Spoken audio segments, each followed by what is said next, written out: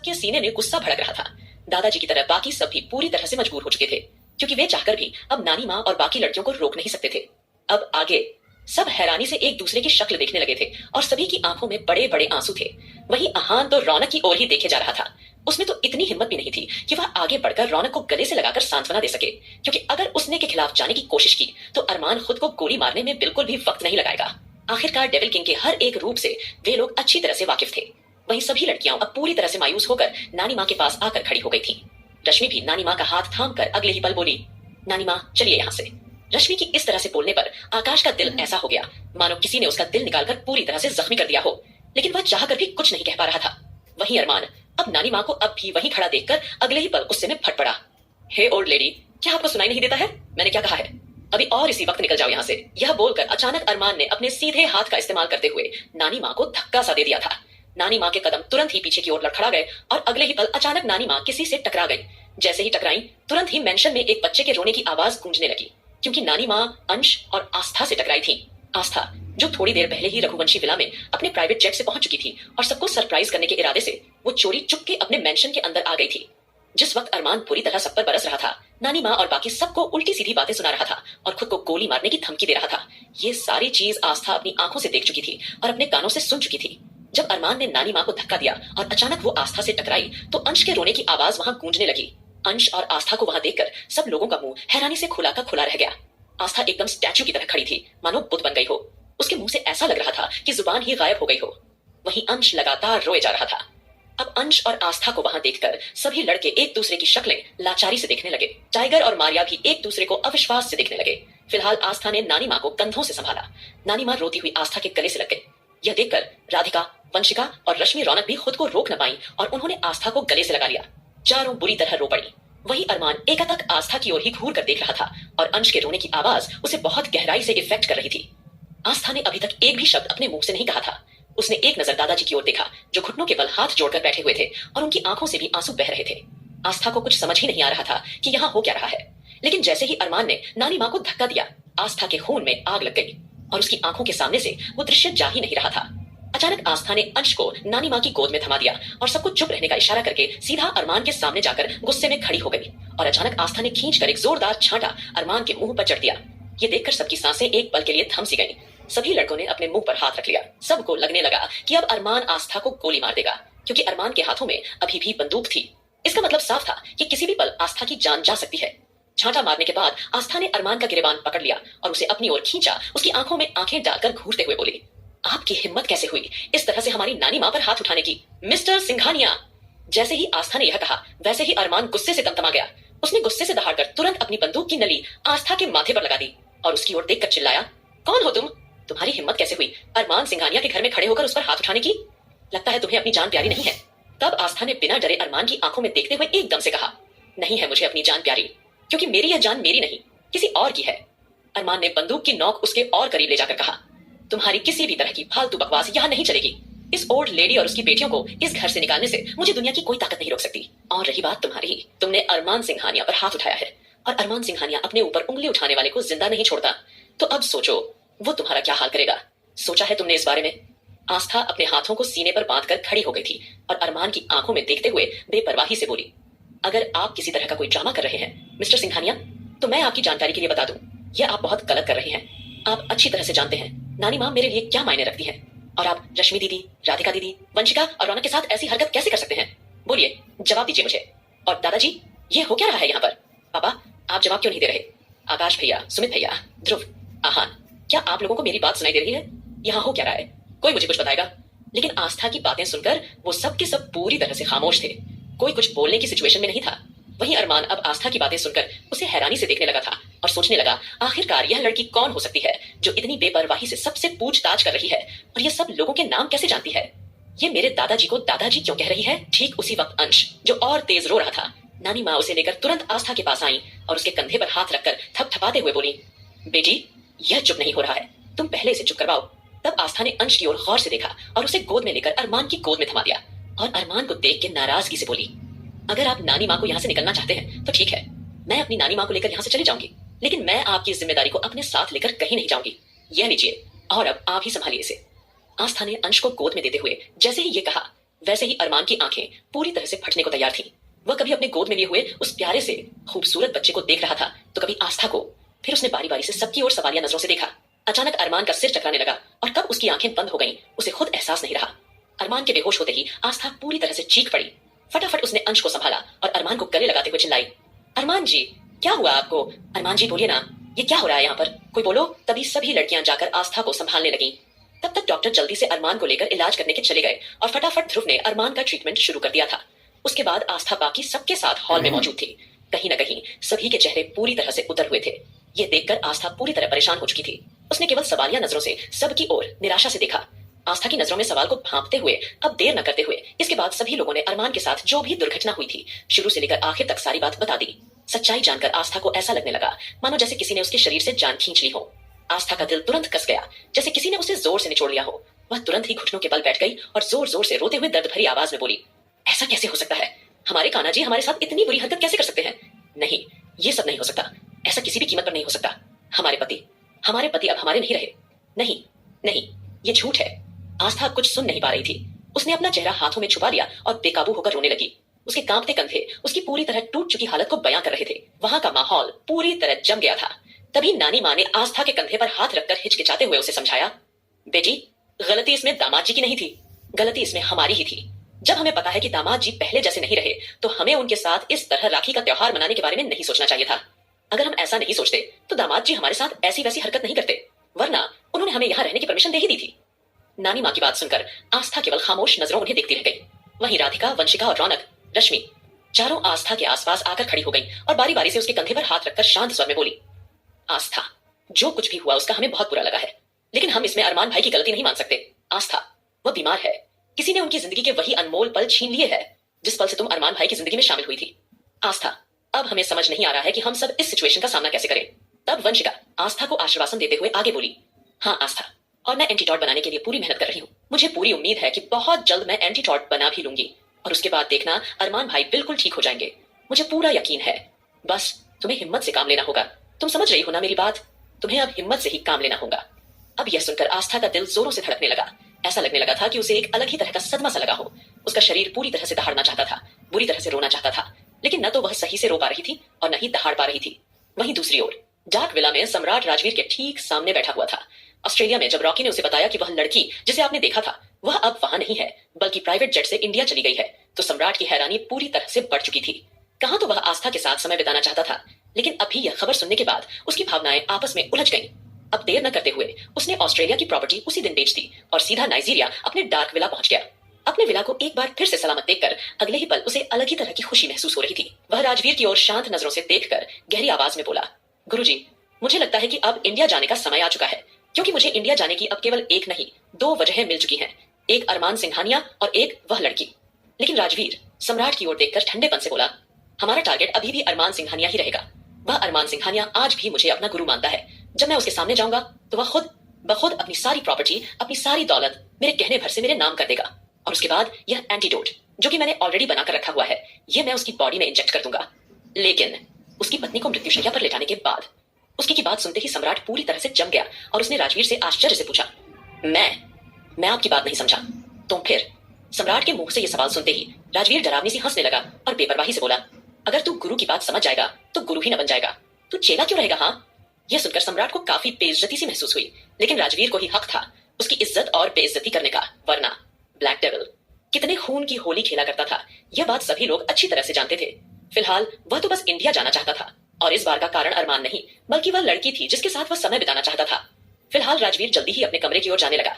अब राजवीर को ऐसे अपने कमरे में जल्दी जल्दी जाते हुए देख के सम्राट कंफ्यूज हो गया। उसने तुरंत ही रॉकी को इशारे से बुलाकर पूछा, गुरु जी का इस तरह से जल्दी जल्दी कमरे में जाने का क्या कारण है? वहीं रॉकी, जिसे घर के लोगों से सारी जानकारी मिल चुकी थी कि यह घर कब और कैसे बना और यहाँ क्या क्या हुआ, उसने सारी बातें पहले ही जान ली थी। तब उसने तुरंत सम्राट को एक एक करके सारी बातों के बारे में बता दिया। जैसे ही सम्राट पता चला कि गुरुजी के कमरे में उनकी बीवी उनका इंतजार कर रही है, तो यह सुनकर तो सम्राट जोर से हंसने लगा, क्योंकि उसे अब राजवीर के दिमाग पर पूरा भरोसा था। उसने सोचा, पक्का गुरुजी ने अपने लिए बीवी भी बना ली है। यह सोचते ही उसे अलग ही गुदगुदी महसूस हुई।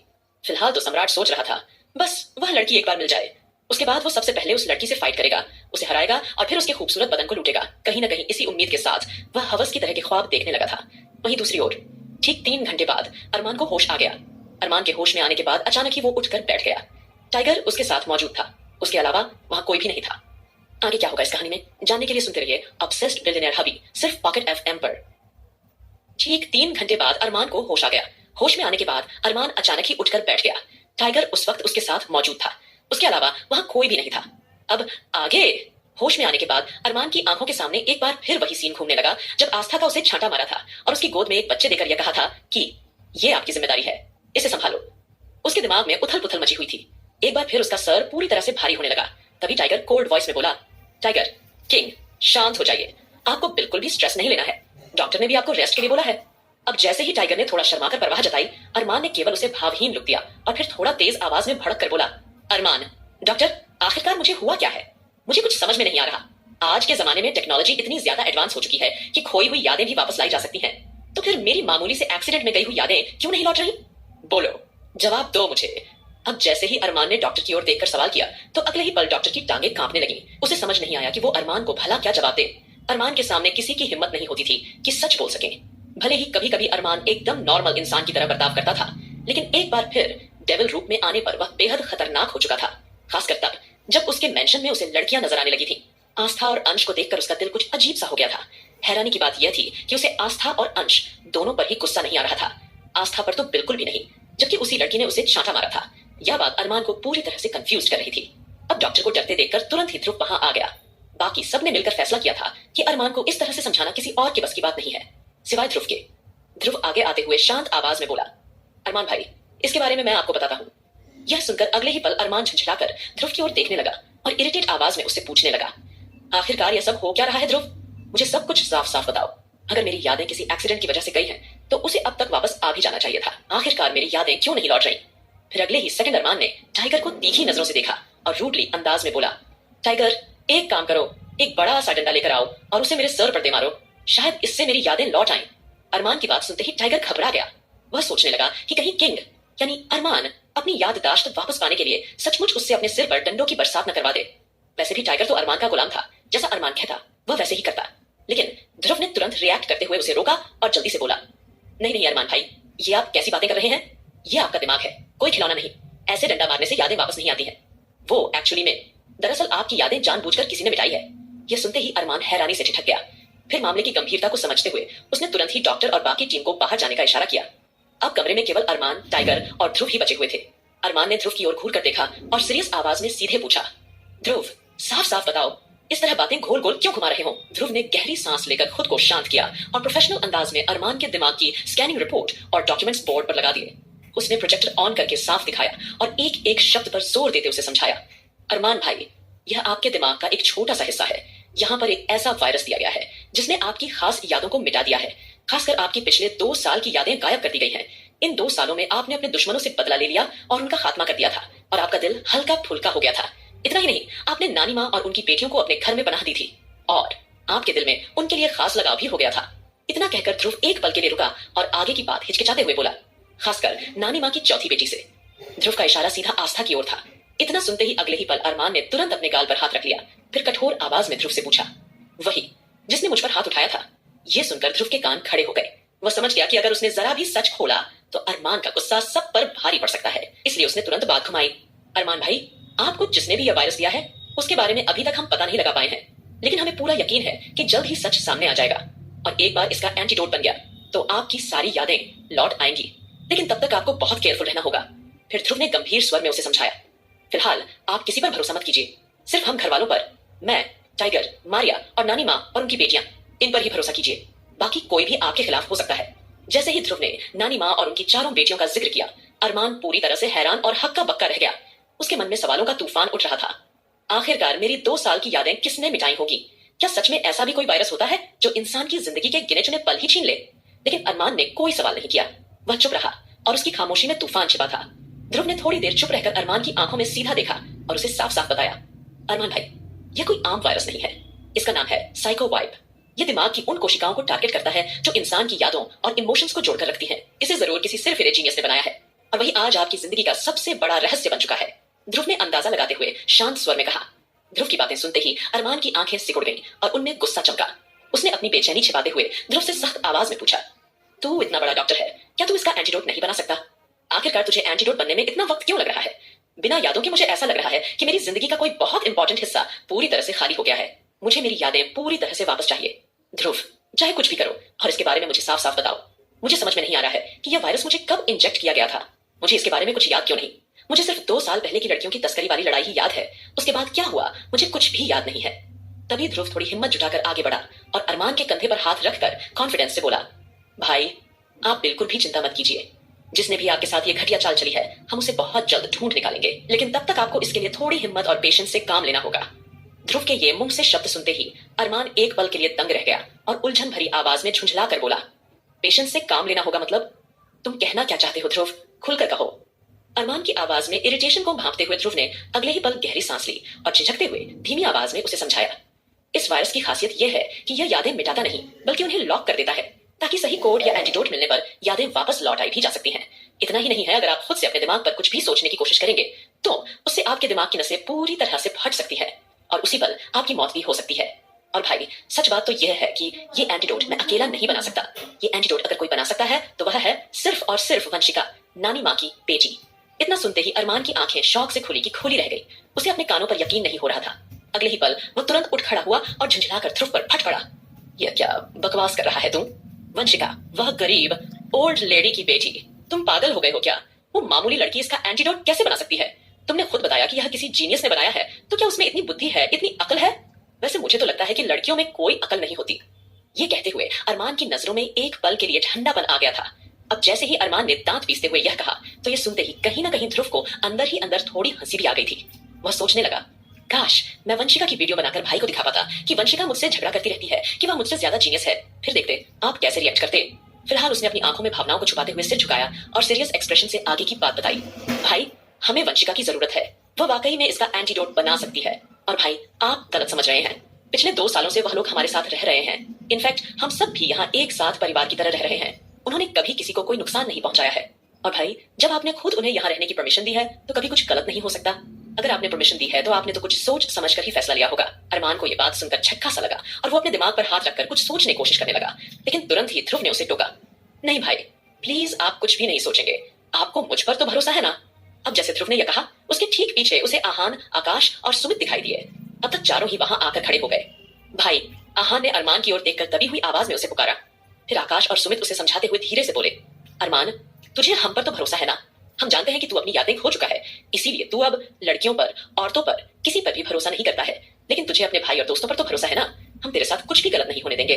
और वैसे भी वह लड़कियां अब इस घर का हिस्सा बन चुकी है, उन्हें इस तरह से निकालना बिल्कुल भी ठीक नहीं होगा। अपने दोस्त और भाइयों के मुंह से ये शब्द सुनकर अरमान पूरी तरह से हैरान और परेशान हो चुका था। अगले ही पल उसने गहरी सांस ली और अपने चेहरे पर गुस्से के भाव छुपाते हुए उसने शांत स्वर में जवाब दिया, ठीक है वह लोग यहाँ रह सकते हैं, तुम लोगों को जैसा ठीक लगे वो करो, लेकिन उन्हें समझा देना कि वो मेरी आंखों के सामने ना आए। और वह लड़की, हाँ वह लड़की कौन थी जिसने मुझ पर हाथ उठाया? अब जैसे ही अरमान ने सारी बातें करने के बाद यह सवाल पूछा तो वैसे ही सब एक दूसरे का चेहरा अनमने ढंग से देखने लगे। किसी को समझ नहीं आ रहा था कि वो अरमान के इस सवाल का क्या जवाब दें।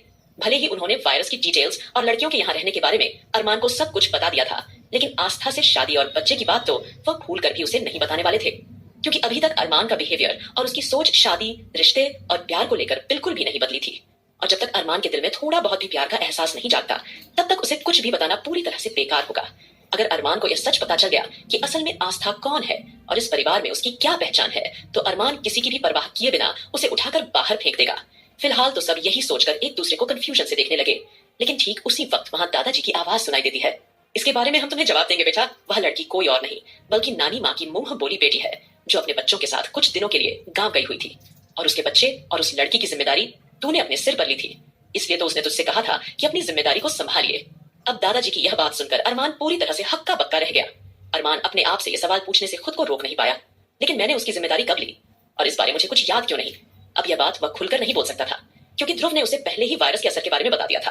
अरमान ने यह बात आसानी से एक्सेप्ट भी कर ली थी, क्योंकि वह जिस फील्ड में था वहां उसे अच्छी तरह से पता था कि उसके कितने और किस तरह के दुश्मन हैं। वह अच्छी तरह से जानता था कि लोग उसे किस तरह से नीचा दिखाकर पूरी दुनिया के सामने उसे बर्बाद करना चाहते हैं। इसलिए अरमान ने इस बात को भी गंभीरता से लिया। फिर उसने गहरी सांस ली और सीधे तरीके से पूछा, दादाजी आप प्लीज यह गोल गोल बातें घुमाना बंद कीजिए, मुझे सब समझ में आ जाएगा, आप साफ साफ बोलिए। आगे क्या होगा इस कहानी में जानने के लिए सुनते रहिए आप